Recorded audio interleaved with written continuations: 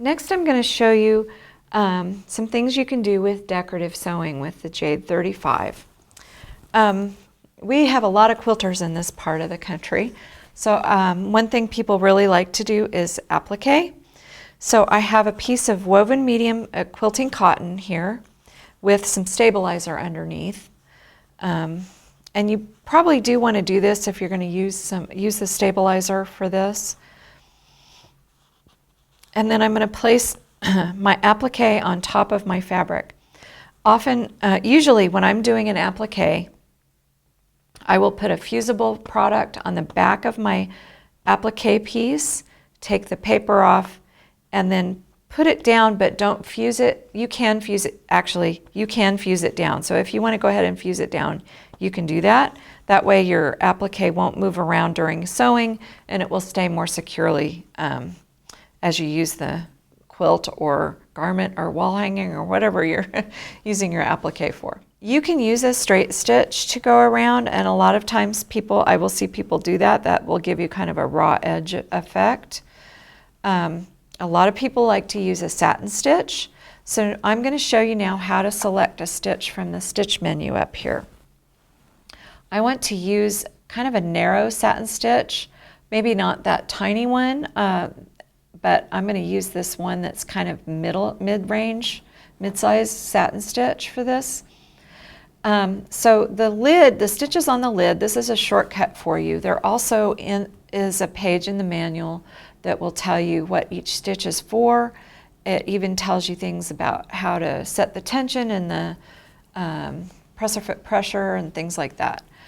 I'm going to choose stitch number 11 down here. Now to select that, there's 4 menus. This is menu 1, so the stitches on top are menu 1. If I wanted to choose, let's say this is that blind hem stitch we did, that we've done before, that's stitch number 118. So it's in menu 1, stitch number 18.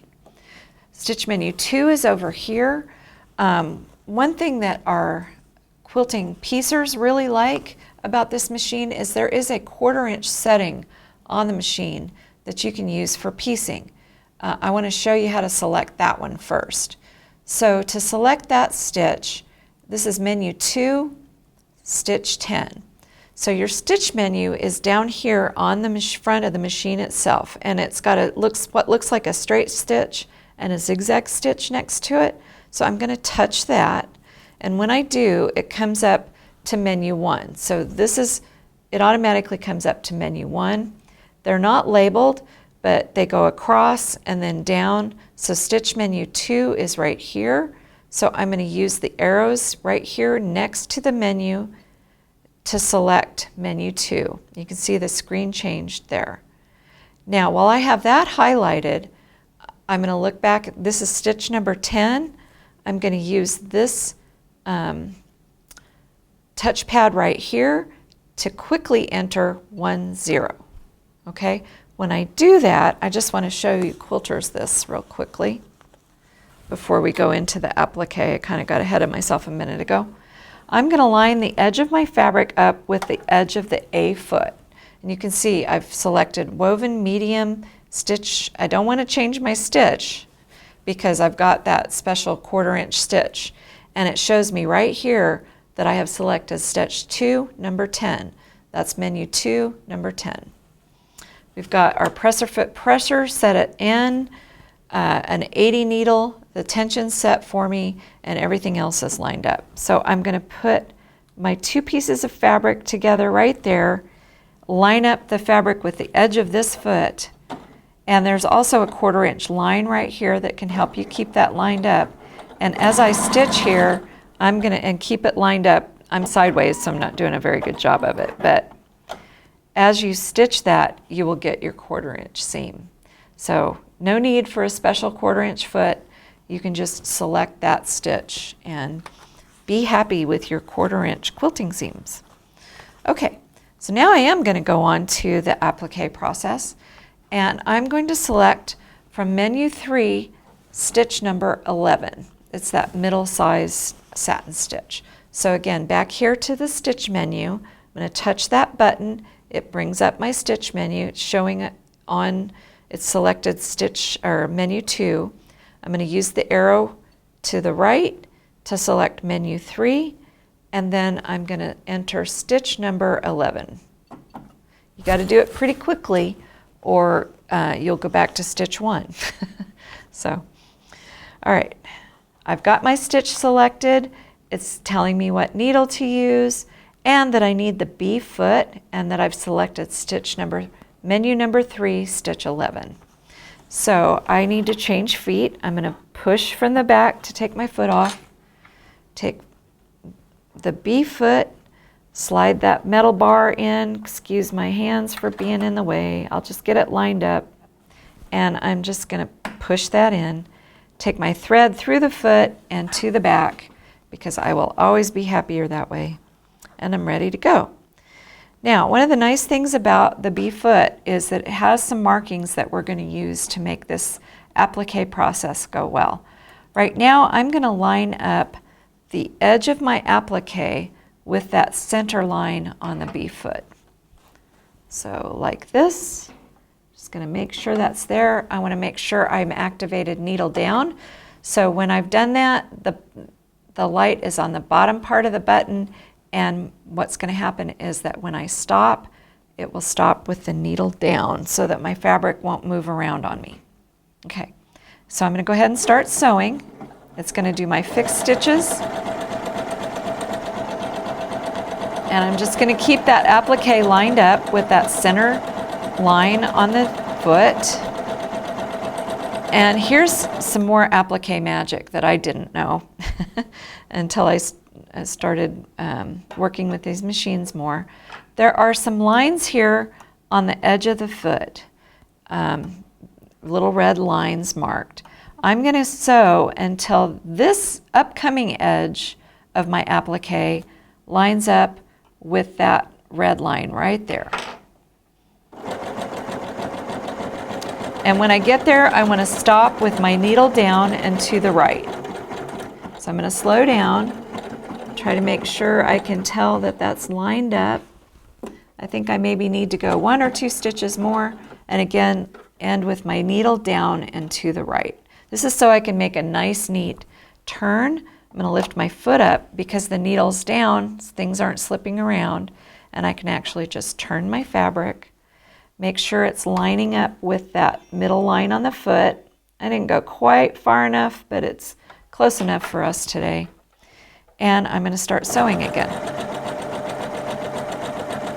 I'll just stitch a little bit here, and I'm going to cut the thread with the scissors and hold that up so you can see that now we have a nice, neat corner there. So when you stop, when you go to the to where your fabric lines up with those red lines and stop with your needle down, you can get a nice, neat corner for your applique.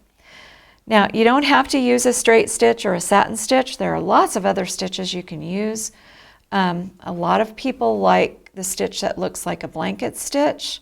So I'm thinking about this stitch right here. It's in menu 2, number 14. So I'm going to go back to my stitch menu here, press that button, go back to stitch menu 2. So I'm going to use the left arrow now to move it back to stitch menu 2, and it's stitch number 14. So type in 1-4. Okay, and you can see that looks like a blanket stitch. I like to make this stitch just a little bit wider so you can see it better. And I have the B foot on here. I'm going to switch back over to the A foot. Because this is not a satin stitch, it doesn't need that extra gap on the back of the B foot of space. It'll feed through better with the A foot. And I'm going to start on this side and show you how that blanket stitch looks. So again, the machine defaults to a fixed stitch. In the settings menu, which is in this, if you press this little button right here, you will get the settings menu. You can actually take that off temporarily if you want. This is where you can adjust your tension if you need to. You can also take off the cut auto, that's for embroidery. This is where you can set your twin needle size if you decide you want to use a twin needle. You can set the stitch width safety if you want to. Let's say you do buy a 1/4 inch foot and it just has a hole in the center and you don't want to stitch onto that hole. You can set the stitch width safety for that. And the alarm is off. You can also change the screen contrast and the language here. So to get rid of this menu, I'm just going to go ahead and touch this button right here. It has what looks like a screwdriver and a pair of pliers on it. Touch that button again and it goes away. Nothing on my screen has changed. The presser foot pressure stays the same. It's still recommending that I use some stabilizer under there. Set the tension for me, size 80 needle, and we put the A foot on. So I'm going to go ahead and start sewing. It's going to do my fixed stitch first and then start stitching that blanket stitch. I would do the same thing here for the corner if I were going to turn the corner, but I want to show you a couple of other stitches. And there you go. I probably would want that lined up a little closer to the edge of the block there of the applique, but that's a stitch that's very popular for applique. Now some other ones that are fun, there are some more satin stitches over here. There's a heart stitch that I just love. It's in stitch menu 3, stitch 20. So I'm going to go back to the stitch menu, move the arrows, use the arrows to arrow over to stitch menu 3, and then it was stitch number 20. So I'm going to type 20 here, and you can see there are my little hearts. It's recommending that I go back to the B foot. Everything else on the screen has stayed the same. So I'm going to put the B foot back on. Part of the reason I'm doing this too, I'm showing you this too, is that I don't want you to be afraid of changing feet or changing needles. It's really something that's easy to do, and you get much better results if you use the recommended foot. So once again, I'm going to line the edge of my applique up with the middle line on the foot. I have my needle down position selected and the fix. So it's going to do a fixed stitch, so I don't have to do any kind of back stitch. Now I haven't shown you yet how to use the fix at the end, so I'm going to show you that next. Try to keep I'm not lining my fabric up very well here because I'm all the way over to the side. Here we go, getting a little bit better. Okay, so let's say I'm done. I'm going to press that fix button and stitch, and it's going to stitch in place, do that fixed, and then start going forward again. I usually will count like 1, 2, 3, 4, 5, and that's when it usually starts going forward.